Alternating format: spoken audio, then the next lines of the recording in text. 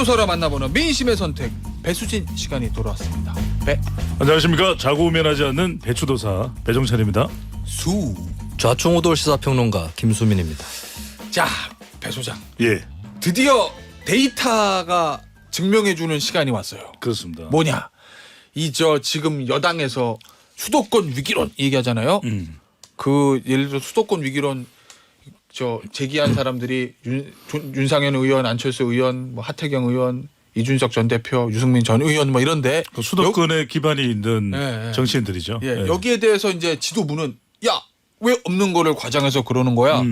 이건 지도부를 흔들기 위한 그런 비윤 세력의 준동이다. 뭐 이런 입장을 가지는 것 같아요. 데이터를 보시자고. 그렇죠. 데이터를 수도권 보면 위기를 맞는지 데이터를 아닌지. 보면은 위기라는 발언이 또 나올 만합니다. 그래요? 이제 오늘 소개해드린 조사는 갤럽 자체 조사로 이제 지난 8일부터 10일까지 실시했던 조사고요. 또 리얼미터가 미디어 트리뷴 의뢰로 지난 10일부터 11일 지난 10일부터 11일 이제 실시했던 조사 결과 그다음에 이 MBS 4개 여론조사 기관의 자체 조사입니다. 14일 또 15일, 16일 실시한 조사고요. 오늘 소개해드리는 모든 조사는 중앙선거론조사 심의위원회 홈페이지에서 확인 가능합니다. 네. 그러니까 지금 궁금한 건 이제 수도권인데 예, 왜냐면 예. 누구죠?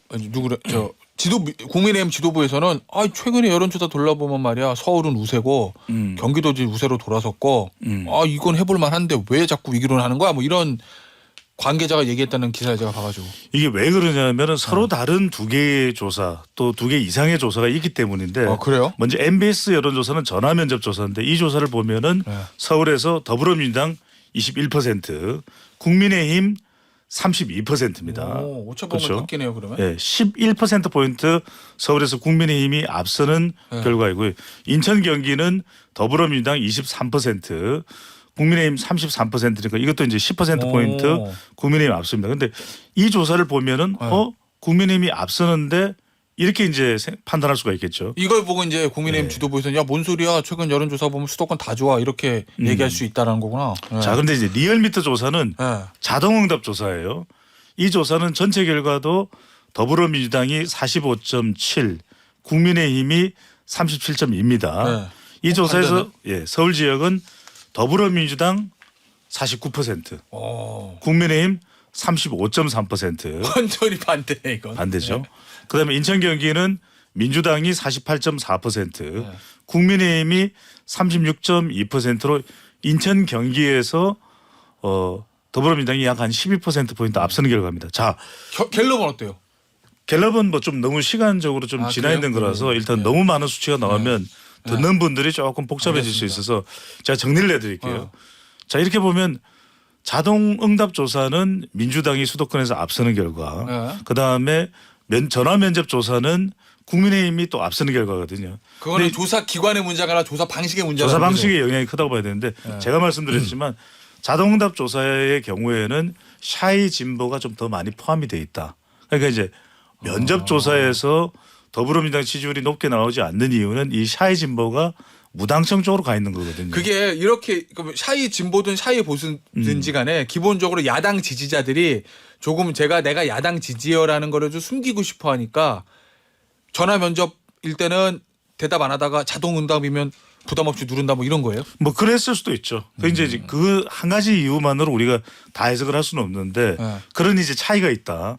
자, 그러면은 그래도 수도권에서 앞서는 결과가 있는데 왜 국민의힘이 수도권 위기론이라고 하면서 호들갑을 떠는 이제 이른바 정치적인 호들갑이 나오는 거죠. 근데 이건 단순히 호들갑은 아니에요. 왜 그러냐면 전통적으로 지난 2008년 총선 때는 뉴타운 전략으로 수도권에서 특히 이제 서울에서 압승을 이끌어냈습니다. MB 그 당시에 발언 그때. 그 당시에 한나라당이었죠. 근데 그 이후의 총선 2012년, 2016년 또 직전 총선인 2020년까지는 야당이 민주당이 수도권에서 압승이에요. 그러니까 이른바 수도권은 민주당 경쟁력이 이 보수 정당보다는 더 강해왔던 거죠. 전통적으로 강한 결과를 보여왔던 거죠. 그러다 보니까 이제 지금도 지역구의 지난 2020년 총선에서 121개 지역구 중에서 103개를 민주당이 가져갔어요. 그러다 보니까 국민의힘에서는 지금 지지율이 앞서더라도 첫 번째 무당층 비율이 많다. 샤이 진보가 자동응답 조사처럼 다 투표소로 나오면 이건 상당히 우리에게는 위기다. 두 번째는 뭐냐면 현역 의원이 별로 없잖아요. 그러니까 인지도하고 조직력. 후보자를 누군가를 낼 만한 사람들이 적절치가 않다. 그다음에 세 번째는 뭐냐면은 저거 이제 이 선거는 또 정책이 있어야 되거든요. 근데 수도권 정책을 하려고 하니까 지금 국회는 더불어민주당이 꽉 쥐고 있기 때문에 수도권 정책 법안을 뭐 통과시켜서 제대로 선거용으로 활용하기가 어렵다. 이런 상황에서 수도권 위기론이 나오는 거죠. 알겠습니다. 자, 데이터 분석을 기반으로 해가지고 배 소장이 이제 수도권 위기론의 실체에 대해서 좀 풀어줬는데 김수민 평론가는 어떻게 봅니까? 이 수도권 위기론. 저는 여당에서 나오고 있는 여론조사 결과를 종합해서 보면 다들 여당이든 야당이든 다들 위기론을 가져야 된다. 다들. 네, 그리고 열심히 하는 사람의 태도예요. 위기론이. 그리고 누구 하나 넉넉하게 앞서 나간다는 보장이 전혀 보이지 않고 있기 때문에 위기론을 갖는 거는 양당에서 다 나와야 된다고 보고 그러면 일단 국민의힘 얘기 나왔으니까 국민의힘 쪽으로 좀 국한을 해서 보면 여론조사보다 더 뚜렷한 데이터가 선거 결과인 것이죠. 선거 결과를 통해서 이미 나타난 것들을 봐야 될 텐데 일단 경기도는 서울보다 더더욱이나 국민의힘이 위기의식을 가져야 됩니다. 그 선거 결과라는 거는 지난 대선에서도 경기도를 졌고 그리고 지방선거 국민의힘이 대선의 여세를 몰아서 이기는 것이 확실시됐던 지방선거에서도 경기도에서는 도지사 선거에서 국민의힘이 졌거든요. 그러네. 이런 것들을 감안을 해야 되고 이게 인구 구조의 변화가 있었어요. 서울 지역의 집값도 많이 뛰고 뭐 이런 여러 가지의 배경들이 있었기 때문에 40대 50대가 서울에서 경기도로 많이 빠져나갔습니다. 그러면서 민주당 우위 지형이 돼버린 거예요. 이게 과거에는 80년대 90년대까지만 해도 굳이 얘기하면 서울 쪽이 좀 그 민주당 계열 정당이 유리했고 김대중 총재라든지 이쪽이 그리고 경기도가 그래도 조금 더 그 국민의힘 계열 정당이 유리한 지역이었는데 이게 바뀌어버렸다. 라고 하는 겁니다. 그래서 경기도에서 민주당의 구조적 우위가 어느 정도 있는 것을 직시를 해야 되는 거고 그럼 거꾸로 서울에는 그러면 국민의힘이 유리해진 거 아니냐. 실제로 그런 측면도 있고 지난 대선 때도 서울에서는 또 서울시장 선거까지 해서 이겼어요? 국민의힘이 이겼죠. 근데 국민의힘이 서울에서 이기려면 확실하게 잡아야 되는 것은 뭐요? 2030입니다. 지난 대선하고 2030에서 선전했기 때문에 서울에서 이긴 거거든요. 근데 지금 그 보장이 잘 보이지 않는다. 그런 의미에서 국민의힘은 위기론을 갖는 게 당연하다. 예, 이걸 좀 봐야 될 것 같아요. 그래서 이제 윤석열 의원의 인터뷰나 이런 내용을 보면 이준석 전 대표나 천하용인을 좀 받아들여야 된다. 공천을 적극적으로 시도해야 된다 그러는데 실제 이 국민의힘 지도부가 그렇게 할지를 모르겠어요. 왜냐하면 이제 이준석 전 대표를 껴안으면 중도층이나 이제 외연은 확장될 텐데 수도권에서 특히. 근데 이제 그랬다면 진작에 했었어야 되는데 진작에 또 안 할 이유가 없었는데 이제 윤상현 의원의 바람은 그런데 본인의 지역구가 지금 인천이거든요. 인천도 간단치가 않아요. 지난 총선에서는 배준영 의원 한 사람만 당선이 됐고 그 당시에 윤상현 의원은 무소속으로 당선됐거든요. 근데 이제 인천 지형도 지방선거 이후에 좀 변하긴 했습니다. 근데 경기도 같은 경우에는 뭐 아주 나쁘다고는 할 수 없어요. 경기 북부와 경기 남부가 이제 좀 정치적 성향이 다른 것도 있고 또 하나 이제 지방선거에서는 31개 자치단체장 중에서는 22개를 또 국민의힘이 가져갔거든요. 근데 이제 그때 이 국민의힘의 자치단체장 후보로 나갔던 사람들이 대거 전직 의원들이 많아요. 성남도 그렇고 맞아요. 용인도 그렇고 뭐 신상진 전 의원 또 이상일 전 의원 그래서 사람이 없어요. 그러면은 소위 말해서 예전에 정치를 그 지역에서 당선돼봤고 인지도가 있고 나름의 조직력을 갖출 수 있는 사람들은 이미 기초자치단체장으로 다 빠졌고. 그렇죠. 그러면 이제 병력이 없다. 그러니까 이제 사람은 있을 텐데 민주당을 이길 정도의 파괴력을 가진 사람을 쉽게 찾기가 이게 간단치가 않은 거죠. 근데 뭐 그런 얘기는 알겠어요. 아마 이준석 전 대표 때 그 얘기했던 것 같은데 민주당은 기초자치단체장 그다음에 몇 선 의원들 해가지고 그 지역에서 오래 정치한 사람들이 많아서 지역 나가 누구 다 아는데 국민의힘은 그게 어렵다라는 취지의 아마 인터뷰를 한 걸 제가 봤는데 근데 다르게 생각해 보면 역대로요. 여당이 원래 인물 스카우트하기 쉽잖아요. 예전에 YS, DJ 뭐 노무현 전 대통령, 박근혜 전 대통령, 이명박 전 대통령 다 보면 여당이 총선 때 새 인물 영입하기가 쉽거든요. 싹싹싹싹 이렇게. 근데 지금 국민의힘이 새 인물 영입이 어렵다 뭐 이렇게 하는 게 저는 선뜻 이해가 안 가가지고. 근데 예전의 여당에 비해서 국민의힘은 역대 여당 중에서 가장 최악의 여당이거든요. 최약. 최악이라고 안 했습니다. 최약. 예, 네, 최약, 약이라고 예. 했고. 발음이 중요하네요. 네. 그리고 큰일 날 야, 뻔했습니다. 큰일 납니다. 네, 지금. 오해하시면 아, 안 됩니다. 네, 그렇습니다. 최약이고 최약. 어쨌든 간에 그 이거는 약이라는 거는 네. 지지도 얘기하는 거예요? 아니면은 지지도도 그렇고 지지 기반도 그래요. 지지 기반? 네, 지지 기반 영남- 왜냐면은 어.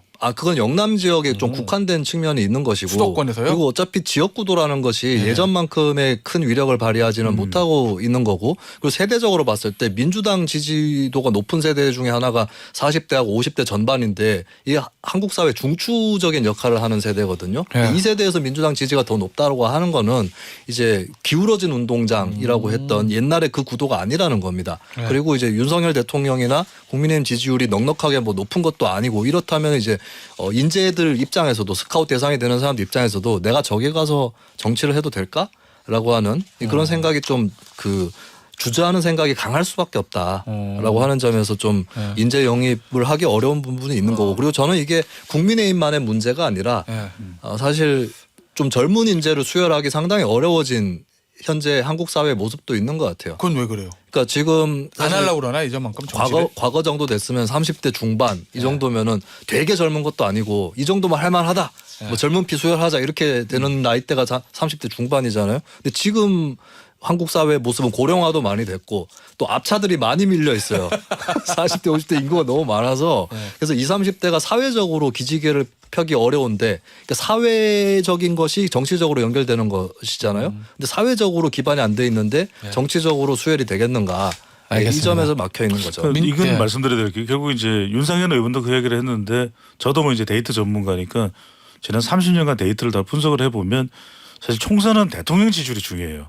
대통령 지지율이 백리를 한다. 지난 2020년 총선의 경우에도 당시에 한국 갤럽 기준으로 문재인 전 대통령의 지지율이 한 60% 됐거든요. 코로나 직전. 그러면 국회의원 의석수에 곱하면은 코로나 때. 예. 예, 곱하면 그대로 나옵니다. 180명. 그다음에 박근혜 전 대통령이 2016년에 지지율이 대략 한 40% 정도 됐나요? 40 근데 조금 못 됐던 것 같아요. 제 예, 얘기는. 40% 정도 되는 40 됐을 거예요. 그래서 430이 하면 120명, 122명 당선이었으니까. 그러면 그 공식을 그대로 하면은 다음 거의 총선에 발레가 있을 것 자, 같은데. 그래서 이번은 조금 다른 게 넘어가시는군요. 네, 제가 그거는- 발레를 제시를 하려고 이제 했는데. 그거를 이제 네. 데이터로 이제 설명을 하려고 하는데 이번에는 이제 민주당 변수도 있습니다. 네. 그러니까 민주당 변수가 있는 게 MBS 여론조사에서 내년 이제 선거 구도를 물어봤거든요. 네. 이 국회의원 선거에 대해서 정부 여당 지원이냐 또 정부 여당 견제냐 이렇게 물어봤는데 보통은 기본적으로 총선에는 정부 여당 견제 심리가 좀 있긴 하죠. 그게 보통 지금 다른 네. 조사들을 보면 그냥 제가 추세만 말씀드리는 겁니다. 대개 한 10에서 12% 정도 더 높아요. 네, 정권 정부- 심판이나. 정권 심판의 근데 견제로. MBS 여론조사는 전화 면접 조사는 말씀을 드렸죠. 네. 이게 샤이 진보까지는 안 잡힙니다. 그러니까 여기서 이 결과를 보면 정부 여당을 지원하겠다. 정권 안정론입니다. 47%. 많이 나왔네. 그다음에 정부 여당을 견제한 정권 심판론은 42%예요. 예. 그러니까 이 결과를 보면은 특히 이제 수도권에서 보면은 정부 여당에 대한 안정론, 정권 안정론이 서울 43, 또 정권 심판이 46, 인천 경기는 정권 안정이 45, 또 정권 심판이 43. 그러니까 민주당도 문제인 거예요. 그러니까 역대 총선과 다른 점은 이번 총선의 성격은 정부에 대한 심판 성격도 있지만 야당인 이재명 민주당에 대한 다수당에 대한 심판 성격도 있어요. 초유의 여소야대 정국이기 때문에 그런 이게 거예요. 상당히 좀 독특해요. 이전의 총선하고는. 그래서 수도권에 지금 많은 현역들이 있지만은 네. 민주당도 조금 불안한 것은 이 리스크가 총선 때 지금 보면 이재명 대표도 지역구가 인천에 있거든요. 그 또- 얘기는 예. 현역 프리미엄이 아니라 오히려 현역 의원이라는 게 족쇄가 될 수도 있다. 그렇죠. 교체 의향이 계속해서 강력하게 요구되고 있는 것이 민주당이기 때문에 수도권은 결국 바람이에요. 어떤 구도나 바람이 부느냐에 따라서 맞아요. 상당히 더불어민주당도 아슬아슬 위태위태한 상황이 될 수도 있는 거죠. 이게 민주당이 다수당이다라는 점도 있고 네. 또 바로 직전 정부를 했었거든요. 그런 점들까지 고려를 해야 되고 이제 특히 이제 시간이 중요한데 윤석열 정부가 반환점을 돌기 전에 치러집니다. 총선이.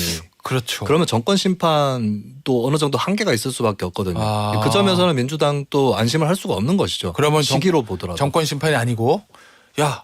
새 전 정부가 들어서서 네. 뭐 좀 해보려고 그러는데 야당이 발목 잡고 야당 심판 이렇게 갈 수도 있다는 얘기. 그렇게 좋기도 하고 민주당이 사실 선거를 오랫동안 연속으로 이겼어요. 네. 2016년 총선에서 제1당이 됐고 2017년 대선, 2018년 지선은 압승이었고 2020년 총선 또 압승이었거든요. 그러면은 물론 2022년 대선에서 져서 차라리 민주당이 2024년 총선 입장에서 보면은 2022년 대선에서 진 게 나아요. 예, 만약에 네. 그때 민주당이 이겼다면 예.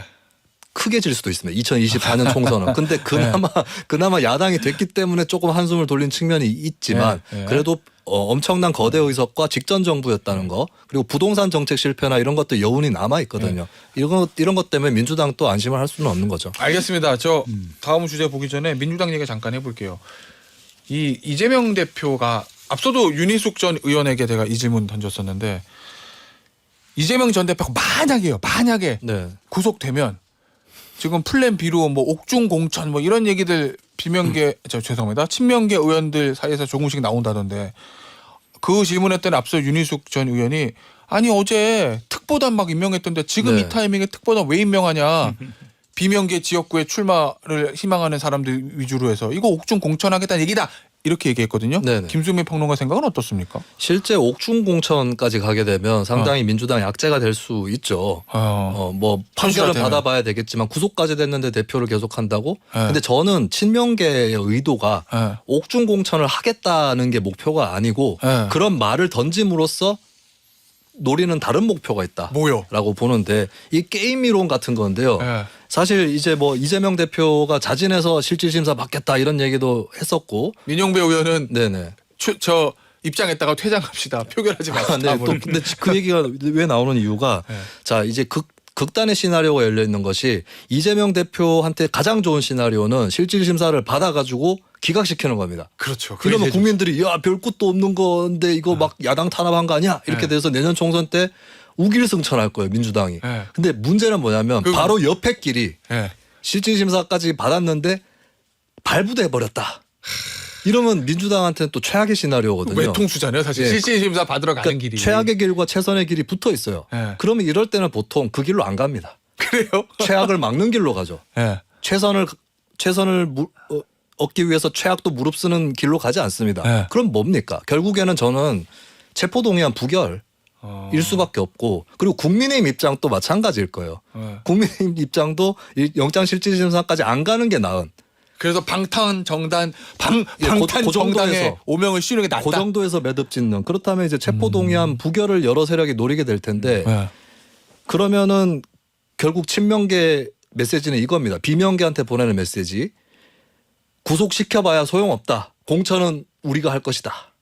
우리 대표가 할 것이다. 그렇기 때문에 그거 기대하고 체포동의안 찬성할 생각을 말아라.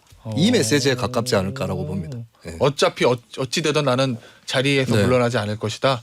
괜히 이거 체포동의안 가결시켜봐야 당 혼란만 그렇죠. 더 생기니까 헛된 그러지 마. 희망을 갖지 말라라고 하는 메시지가 그러니까 데이터상으로 보면은 이재명 대표 체제를 바꾸기가 참 쉽지 않은 거죠. 왜냐하면 그러면 이낙연 전 대표나 김부겸 전 총리나 누군가가 왔을 때 당을 이 정도로 뭐 단단한 핵심 지지층을 뭐 25%든 30%든 결집할 수 있는 구심점이 되느냐 그게 어려워요. 근데 이제 이건 뭐냐면 조금 김수민 평론가와 다른 데이터 관점에서의 분석은 뭐냐면 체포 동의안이든 우리가 자꾸 구속영장 관련해서는 기각이든 발부든 저는 별 상관이 없을 것 같아요.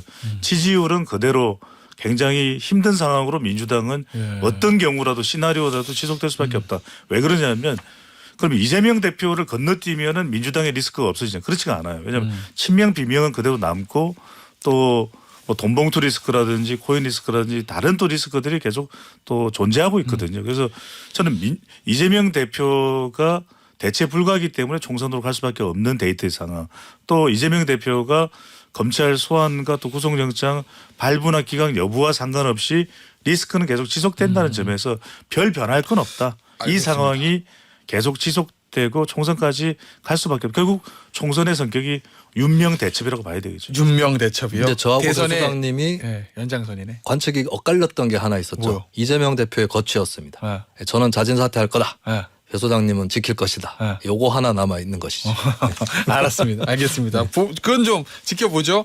예. 자, 배 소장, 우리 빅데이터 좀 봅시다. 네. 이 캠프 데이빗에서 있었던 한미일 정상회의, 요게 이제 여론조사, 대통령 여론조사에는 아직 반영이 안 됐으니까 그렇죠. 예. 이번 주는 빅데이터만 좀 알아보죠. 예, 예. 우리 국민들의 관심. 한미일과 관련된 부분인데 이제 제가 이제 해보니까 지난 일주일 동안의 썸 트렌드 빅데이터 분석인데 보면은 굉장히 중요한 연관어들이 많아요. 윤석열 대통령도 중심 정권도 있지만 미국과 관련돼서 이제 거의 뭐 준 동맹체의 성격이 있기 때문에 뭐 군사 협력 또 이런 부분들이 나오고 있고요. 또 회의다.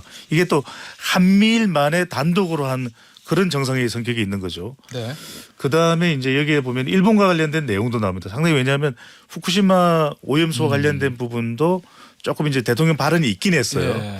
자, 그다음에 중요한 게 이제 감성 연관인데 가 보면 미국이 일단 등장하면 좀 대통령 지지율이나 또 우리가 긍부정으로 나누어 보면 조금은 그래도 긍정적이에요. 미국이 네. 들어가면. 아. 그래서 이 내용을 한미 보면 동맹 강화 뭐 그렇죠. 이런 얘기가 나오면요. 강화하다 또 위협이라는 건 있지만 이제 다른 중국이나 또 뭐 또 이 북핵 위협 이런 건가요? 그렇죠. 이거는? 북핵 위협에 대응하는 이제 원칙과 정신도 나온 거니까 그다음에 평화 또 반대하다 뭐 노력하다 강화하다 이런 내용이 나와 있는데 대체로 좀 긍정적인 비중이 있으면서 부정적인 거는 이제 중국과 관련된 부분 또 북한과 관련된 부분이 있다고 봐야 되겠죠.